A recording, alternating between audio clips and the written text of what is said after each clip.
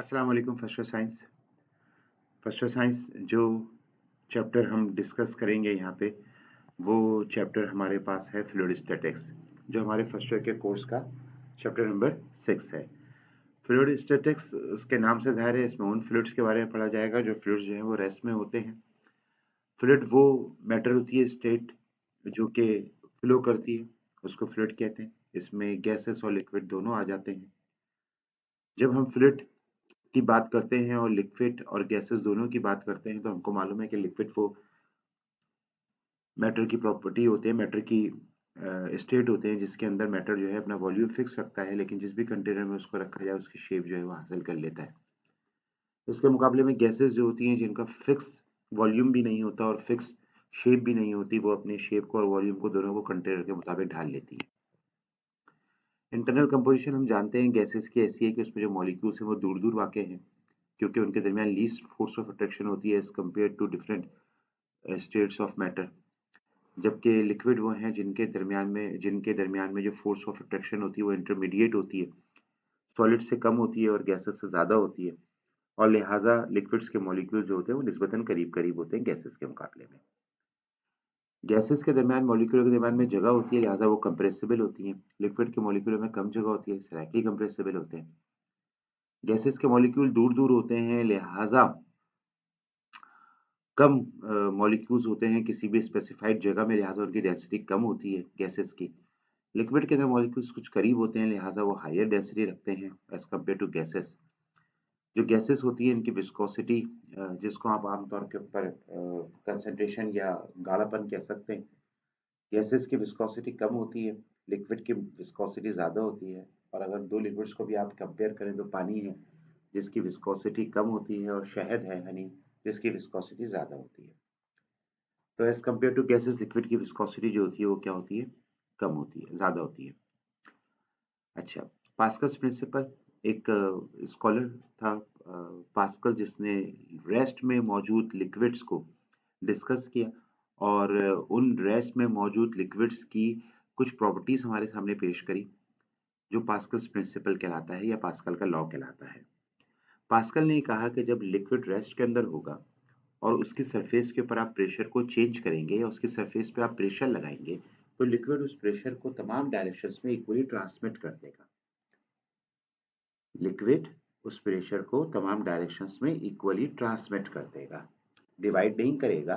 जितना प्रेशर आप उस पर लगाएंगे उतने ही वो हर डायरेक्शन में लिक्विड लगा देगा। ये बहुत इंपॉर्टेंट डिस्कवरी है और इस डिस्कवरी की बुनियाद पे हमने बहुत सारी एप्लीकेशंस बनाई। लेकिन पहले हम एक थोड़ी सी इसकी एक्सप्लेनेशन पढ़ते हैं। हमने एक सिलेंडर के अंदर लिक्विड कंसिडर किया। लिक्विड का एक पिस्टन है जिसका एरिया ए है और उसका एक सिंपल मास m है। जब सिंपल मास m है, सिलेंडर में मौजूद लिक्विड के ऊपर कोई ना कोई प्रेशर लग रहा है, क्योंकि उसके ऊपर ये पिस्टन रखा हुआ है जिसका मास m है। हमने उसमें थोड़ा मास और ऐड कर दिया और वो जो थोड़ा मास हमने और ऐड किया वो कैपिटल M है और जो उसकी वजह से फोर्स लग रही है, वेट है, वो mg है। ऑलरेडी प्रेशर मौजूद था, हमने प्रेशर में चेंज डाल दिया और एक नया प्रेशर ऐड कर दिया जो कि आपको इसकी फोर्स आपको mg नजर आ रही है। अब इस लिक्विड के ऊपर ज्यादा प्रेशर लगने लगा, यानी कि हमने इसकी टॉप सरफेस पे प्रेशर को चेंज कर दिया। जो हमने टॉप सरफेस पे प्रेशर को चेंज किया है उस प्रेशर की वैल्यू आपको मालूम है फोर्स अपॉन एरिया से लिखी जाएगी। जो आपने टॉप सरफेस पे प्रेशर चेंज किया है उसकी वैल्यू है डेल्टा पी और वो बराबर होगा फोर्स अपॉन एरिया। फोर्स यहाँ पे लग रही है वेट के बराबर, एरिया ए है। जो पास्कल का प्रिंसिपल है और उसने जो डिस्कवरी करी उसके मुताबिक जो प्रेशर हमने इसकी टॉप सरफेस पे लगाया है ये प्रेशर तमाम डायरेक्शंस में इक्वली ट्रांसमिट हो जाएगा। तो मैं ये कह सकता हूँ कि मैंने टॉप सरफेस पे प्रेशर ए लगाया था, बिल्कुल उसी तरीके से इसकी बॉटम सरफेस के ऊपर भी प्रेशर ए लग जाएगा, प्रेशर डेल्टा पी लग जाएगा और उस बॉटम सरफेस पे जो प्रेशर लगेगा उसकी भी सेम वैल्यू होगी। और ना सिर्फ बॉटम सरफेस के ऊपर बल्कि हर जगह ये सेम प्रेशर की वैल्यू जो है वो अप्लाई होगी। इसकी टॉप सरफेस पे लगाया गया प्रेशर ही इसकी बॉटम सरफेस पे लगेगा और इस लिक्विड में हर जगह यही सेम प्रेशर जो है वो अप्लाई होगा, एवरीवेयर सेम प्रेशर लगेगा, क्योंकि पास्कल की ये डिस्कवरी है कि एक रेस्ट वाला लिक्विड इस प्रेशर को तमाम डायरेक्शंस में इक्वली ट्रांसमिट कर देता है। अगर हम पास्कल्स प्रिंसिपल की एप्लीकेशंस की बात करें तो उसमें से एक सबसे important application automobile hydraulic brake system, automobile यानी गाड़ियों में इस्तेमाल होने वाला हाइड्रोलिक आमतौर पर उन डिवाइसेस को बोलते हैं जिनमें पानी इस्तेमाल होता है, लेकिन इसमें पानी इस्तेमाल नहीं हो रहा, कोई दूसरा लिक्विड इस्तेमाल होगा जो कि विस्कस लिक्विड होगा, गाढ़ा लिक्विड होगा, पानी के मुकाबले में बेहतर प्रॉपर्टीज रखता होगा। तो लेकिन लिक्विड के साथ भी हम वही लफ्ज इस्तेमाल कर रहे हैं, यानी कि इसको हम ऑटोमोबाइल हाइड्रोलिक ब्रेक सिस्टम बोल रहे हैं। गाड़ियों में आमतौर के ऊपर उनको रोकने के लिए जो ब्रेक सिस्टम इस्तेमाल होता है, उसमें एक मास्टर सिलेंडर होता है और उस मास्टर सिलेंडर के अंदर एक विस्कस फ्लूइड जिसको ब्रेक ऑयल बोलते हैं वो भरा हुआ होता है। इस मास्टर सिलेंडर से 4 ट्यूब निकल रही होती हैं। यहाँ पे आपको सिंप्लीफिकेशन के लिए सिर्फ एक ट्यूब दिखाई गई है। 4 ट्यूब निकल रही होती हैं जो कि 4 डिफरेंट व्हील्स तक जा रही होती हैं। इसके अंदर लिक्विड भरा हुआ है। जब आप अपने पाँव से पेडल के ऊपर जोर डालेंगे, ब्रेक पेडल के ऊपर, तो ये ब्रेक पेडल दबेगा और ये लिक्विड दबेगा। जब लिक्विड दबेगा तो लिक्विड में प्रेशर लगेगा। लिक्विड अपनी प्रॉपर्टी के मुताबिक इस प्रेशर को तमाम डायरेक्शंस में इक्वली ट्रांसमिट कर देगा, यानी चारों ट्यूब में ये प्रेशर लेके जाएगा। जब चारों ट्यूब में प्रेशर लेके जाएगा तो चारों ट्यूब 4 टायर्स तक पहुंच रही है, तो चारों टायर्स तक प्रेशर पहुंच जाएगा। हर टायर के अंदर ब्रेक शू लगा हुआ है। वो ब्रेक शू जो है वो व्हील को ग्रिप कर लेता है जब उसको दबाया जाए, और उसको दबाने के लिए फोर्स या प्रेशर चाहिए। ये प्रेशर आएगा इस ट्यूब के अंदर मौजूद लिक्विड के जरिए, और जब ये प्रेशर यहाँ पहुंचेगा तो ये लिक्विड के जरिए जो प्रेशर पहुंचेगा ये ब्रेक शू को एक्सपेंड करेगा, और ब्रेक शू एक्सपेंड होकर फैल के टायर को ग्रिप कर लेगा और गाड़ी के चारों टायर बेक वक्त रुक जाएंगे।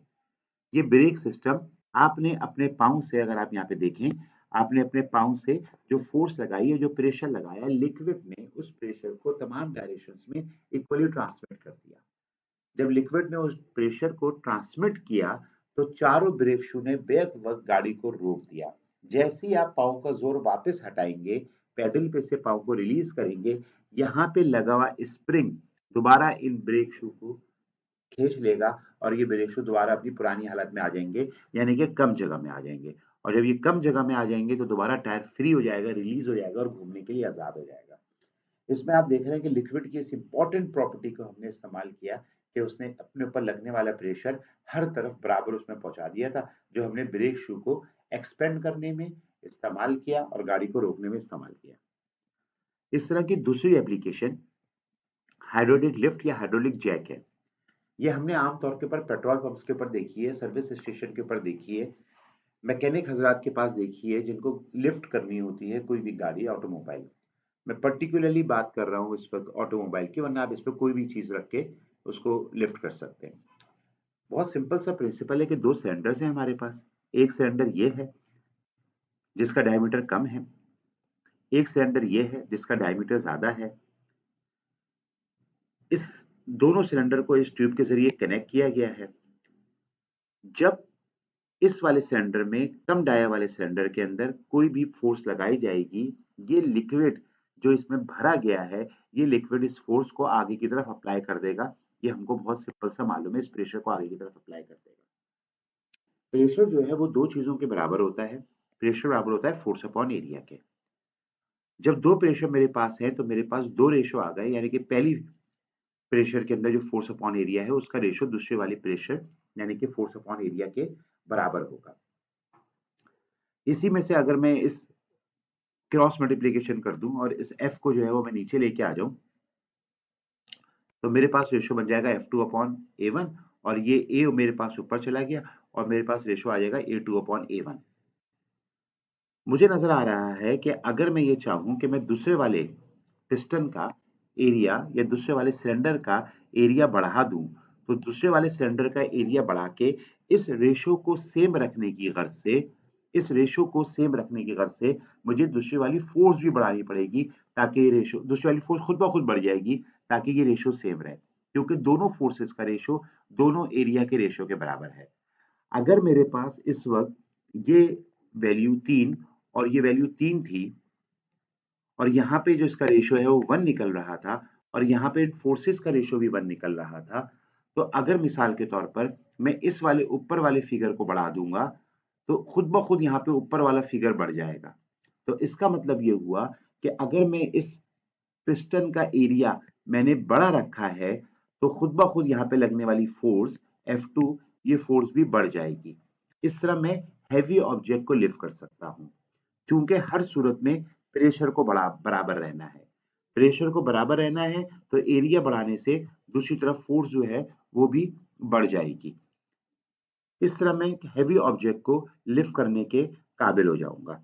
अब जब मैं इस वाली ऑब्जेक्ट बात को देखता हूं, तो जो रेशो मेरे पास आया है वो रेशो मेरे पास आया है F2/F1। और ये जो F2/F1 रेशो हमने यहाँ पे आपको समझाने के लिए इस्तेमाल किया है, इसको मैकेनिकल एडवांटेज बोलते हैं किसी भी मशीन का। मैकेनिकल एडवांटेज का मतलब होता है output force divided by input force.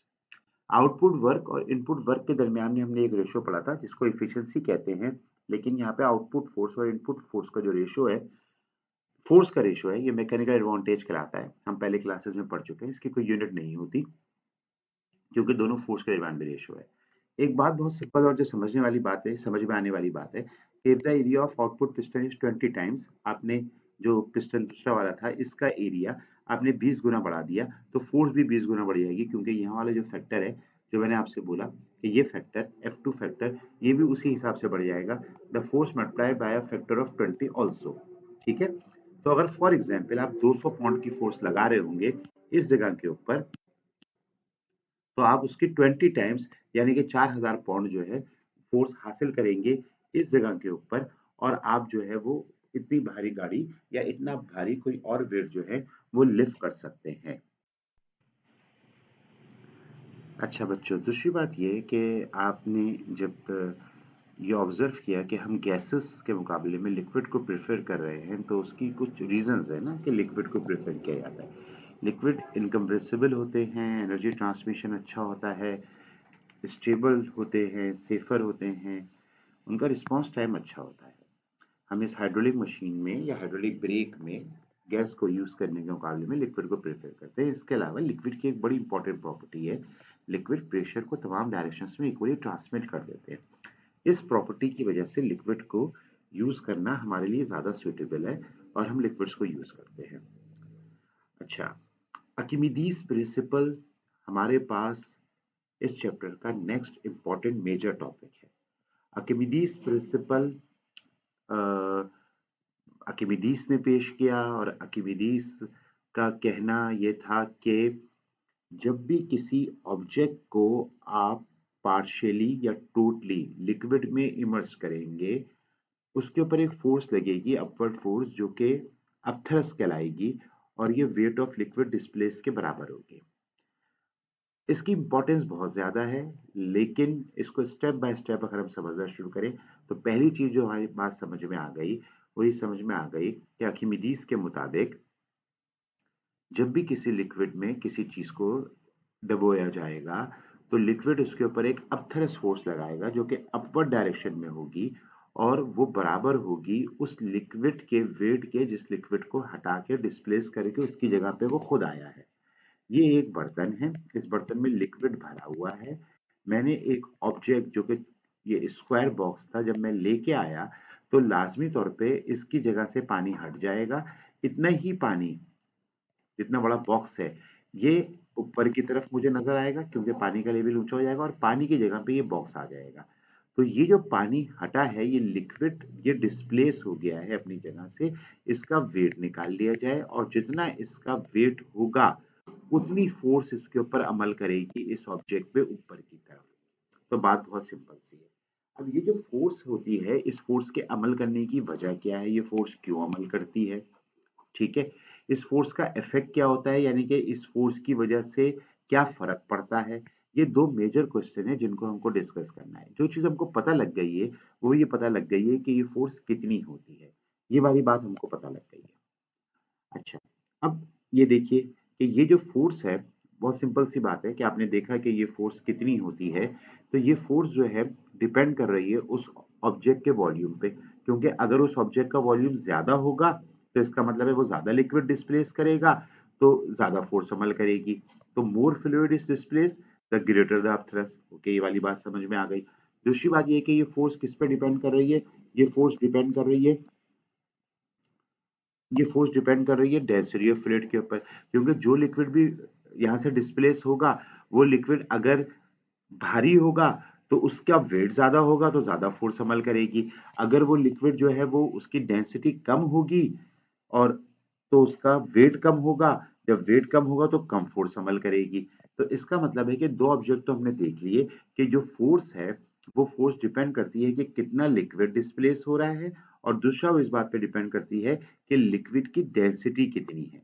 अगर लिक्विड की डेंसिटी ज्यादा होगी तो ज्यादा फोर्स अमल करेगी। ये दोनों बातें इसी चीज को एक्सप्लेन कर रही हैं कि फोर्स बराबर होगी वेट ऑफ लिक्विड डिस्प्लेसेस के। ठीक है। थर्ड बात, अपवर्ड फोर्स या अपवर्ड थ्रस्ट, उसका इफेक्ट क्या होता है। हमने दो क्वेश्चंस रेज हुए थे यहाँ पे। पहला क्वेश्चन ये रेज हुआ था कि ये क्यों अमल करती है और इसका क्या असर पड़ता है। जो अपथ्रस्ट फोर्स अमल करती है कि उससे एक इफेक्ट ये होता है कि ऑब्जेक्ट लिक्विड में डुबोने के बाद लाइटर हो जाते हैं, उनके वजन में हमको कमी नजर आती है। जो चीज बाहर जो है वो 5 kg की होगी, जब उसको पानी में ड्रॉप कर दिया जाएगा तो उसका वेट हमको फील होगा,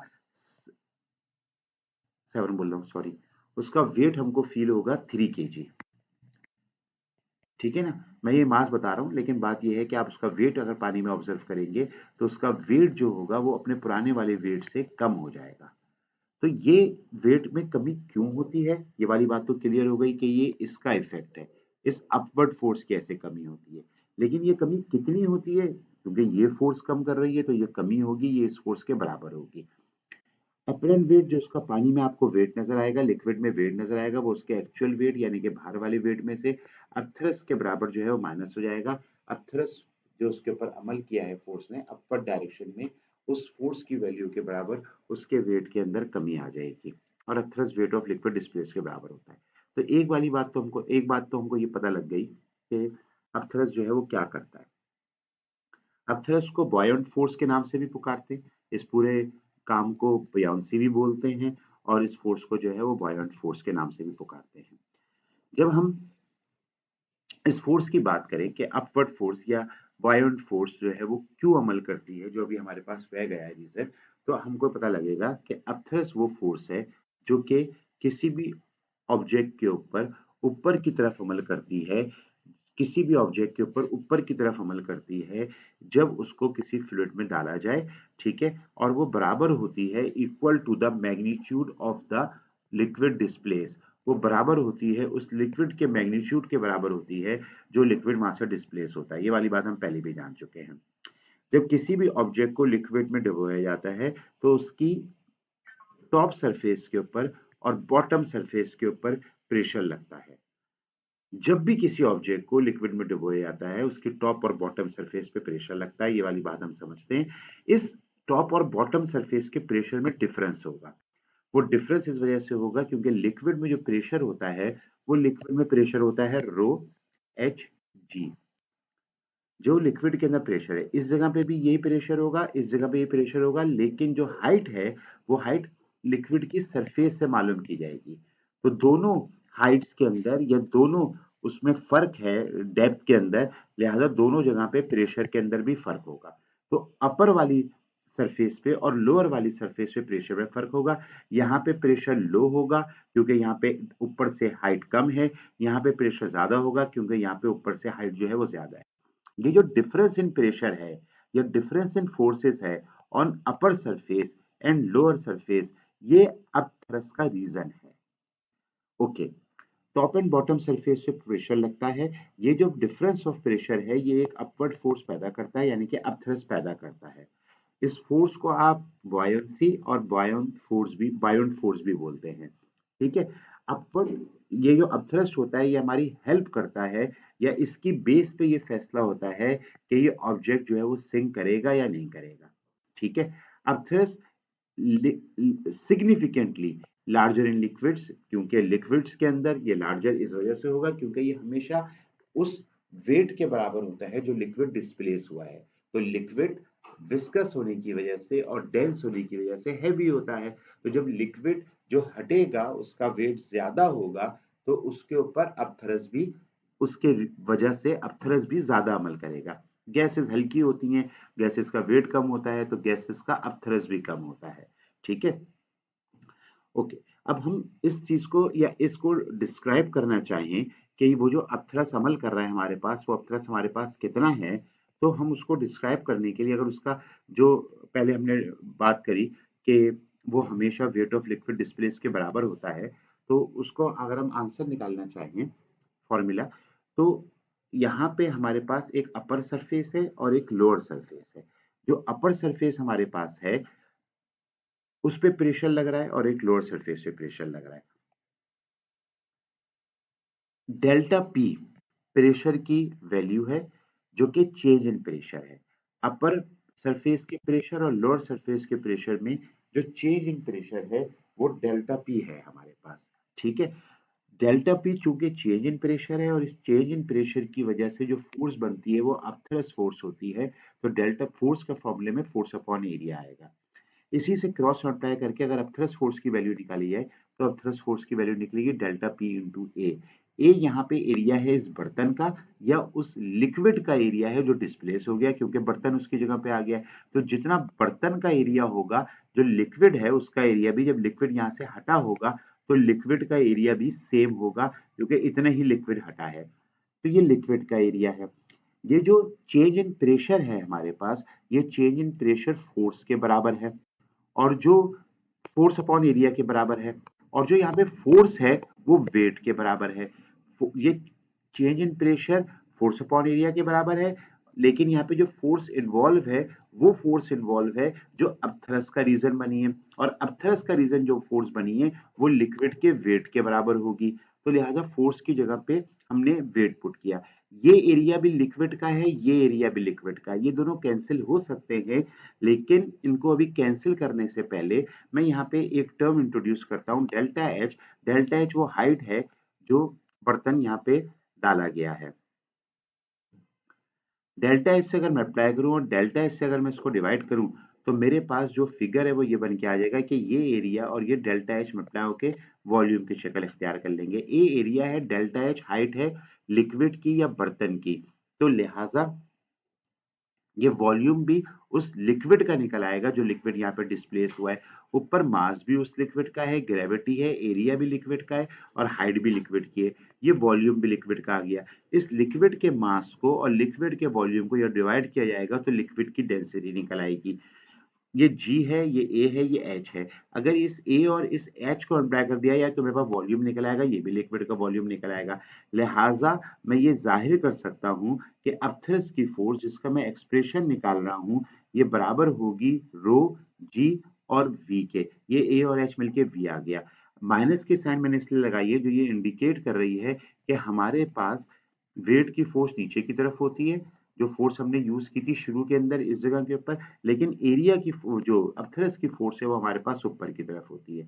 ठीक है, ये जो बॉयंट फोर्स है, अगर आप इस बॉयंट फोर्स को देखें तो ये buoyant force density of fluid, rho, volume of displace fluid और एक्सेलरेशन ड्यू टू ग्रेविटी, इन तीनों की चीजों के बराबर होगी। तो अपथरस जो है उसमें ऊपर भी हमने ये जिक्र किया था कि अपथरस के ऊपर जो फैक्टर्स इफेक्ट कर रहे होते हैं वो फैक्टर्स डेंसिटी होता है और वॉल्यूम होता है लिक्विड का।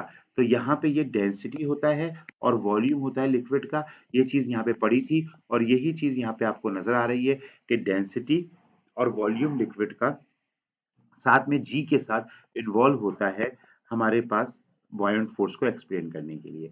तो किसी भी ऑब्जेक्ट पे लगने वाला upthrust weight of liquid displace के बराबर होता है। ये upthrust different of forces on upper and lower surface की वजह से पैदा होता है और ये अपथरस उस चीज के वजन में कमी कर देता है।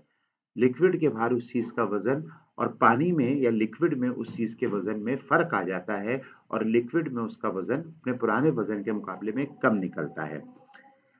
अकिमिडीज को अपने यूरेका मूवमेंट की वजह से बहुत याद किया जाता है और एक इंग्लिश के अंदर एक पूरी टर्म यूरेका इजाद हो गई है और वो यूरेका का मतलब ये होता है कि आह मूवमेंट। आह मूवमेंट ये कि जब आपको बैठे बैठे अपने किसी बहुत परेशानी का, बहुत बड़े मसले का जो बहुत दिनों से हल तलब हो वो इलाज मिल जाए तो उस मोमेंट को, उस वक्त को यूरेका मोमेंट बोलते हैं। आर्किमिडीज के साथ भी ऐसा ही हुआ था कि आर्किमिडीज इसके ऊपर बहुत अरसे से मसले पे सोच रहा था, लेकिन उसको एक वक्त बैठे बैठे ख्याल आया और वो भागा तो उसने लफ्ज यूरेका यूरेका पुकारा। यूरेका का मतलब ग्रीक जबान में होता है मैंने पा लिया, मैंने जान लिया। तो इंग्लिश में अब उस चीज को यूरेका मोमेंट इस्तेमाल किया जाता है कि जब कोई आदमी बैठे बैठे अपनी किसी परेशानी का बैठे बैठे से मुराद बच्चों यही है कि वो सोच रहा हो मुसलसल उसके ऊपर और वो अपने परेशानी का हल पाले, तो उस मोमेंट को यूरेका मोमेंट कहा जाता है। कुछ टर्म्स हैं जो आने वाले वक्त में आपके काम आएंगी, कि जो हम इस चैप्टर का अगला हिस्सा पढ़ने वाले हैं। एक सबमर्ज बॉडी से मुराद होती है एक ऐसी बॉडी जो कि फुली सराउंडेड बाय वाटर हो, जैसे आप पानी के अंदर फिश को या किसी स्कूबा डाइवर को तैरते हुए देख रहे हैं, और वो किसी भी सरफेस में या किसी भी डेप्थ के अंदर पानी पे मौजूद हो सकता है। जब वो किसी भी डेप्थ में पानी में मौजूद हो सकता है और उसको हर तरफ से पानी ने घेरा हुआ होता है, तो वो बॉडी बेहतर है कि जो लफ्ज इसके लिए इस्तेमाल किया जाए वो सबमर्ज इस्तेमाल किया जाए। इमर्स बॉडी का लफ्ज इस्तेमाल किया जाएगा उसके लिए जो पार्शियली सबमर्ज हो, जैसे बर्फ होती है। बर्फ पानी की लेयर के ऊपर अगर आप देखें मौजूद होती है, लेकिन बर्फ का कुछ हिस्सा पानी के अंदर होता है और बाकी बर्फ का हिस्सा पानी के ऊपर होता है। इस चीज के लिए लफ्ज इमर्स इस्तेमाल किया जाएगा या पार्शियली सबमर्ज इस्तेमाल किया जाएगा। फ्लोटेशन यानी कि पानी पे तैरना या लिक्विड के ऊपर तैरना, सही है, ये एक स्टेट है, और जिस स्टेट की रिस्पॉन्सिबल जो है वो अपथरस फोर्स होती है। जो हमने पहले भी कहा था कि अपथरस फोर्स को जान के देख के हम इस बात का फैसला करते हैं कि भाई ये जिस्म डूब जाएगा, सिंक कर जाएगा, या पानी के ऊपर जो है वो लिक्विड के ऊपर तैरता रहेगा।